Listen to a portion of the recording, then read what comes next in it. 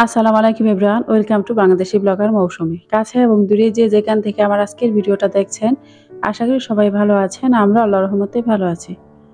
সম্প্রতি ছাত্র জনতা আমাদের জন্য যে ত্যাগ স্বীকার করলো, যে শরীরের রক্ত দিয়ে আমাদের স্বাধীনতার সুখ ছিনিয়ে এনেছে, তা বলার অপেক্ষা রাখে না। আজ আমরা স্বাধীন, আজ আমরা মুক্ত।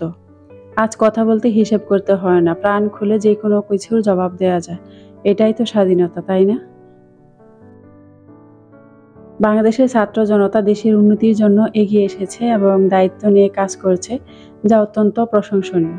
ক্ষমতাসীন রাজনৈতিক দলের প্রভাব থেকে মুক্ত হয়ে তারা রাস্তা পরিষ্কার, আইন শৃঙ্খলা রক্ষায় নিজেদেরকে নিয়োজিত করেছে। এই ঐক্যবদ্ধ প্রচেষ্টা দেশের জন্য নতুন সম্ভাবনা এবং উজ্জ্বল ভবিষ্যতের বার্তা বহন করে। সবাইকে এই উদ্যোগের সমর্থন করে দেশের উন্নয়নের অবদান রাখার জন্য প্রয়োজন। আমাদের সবার সম্মিলিত প্রচেষ্টা বাংলাদেশ আরো সুন্দর এবং শান্তিপূর্ণ করে তুলবে ইনশাআল্লাহ।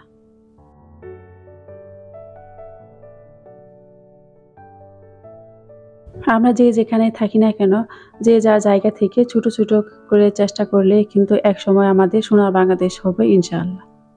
যে সকল ভাই বোনেরা আজকের এই দিনটাকে দেখার জন্য তাদের প্রাণ বিসর্জন দিয়েছে, তাদেরকে যেন মহান আল্লাহ তাআলা জান্নাতুল ফেরদাউস দান করে, সেই দোয়া সবসময় করি। এই ক্ষুদ্র ছাত্র জনতার পাশে যে সকল সাধারণ মানুষরা এগিয়ে এসেছে, তাদের সাথে কাঁধে কাঁধ মিলিয়ে এই লড়াইয়ে অংশগ্রহণ করেছে, তাদের এই অবদানও কিন্তু কোনো অংশে কম নয়।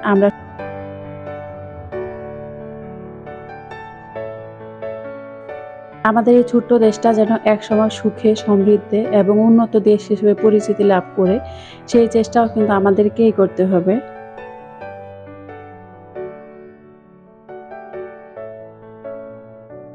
আমরা একে অপরের পাশে থেকে কাঁধে কাঁধ মিলিয়ে এই লড়াই, এই সংগ্রাম সবকিছু মোকাবেলা করব ইনশাআল্লাহ।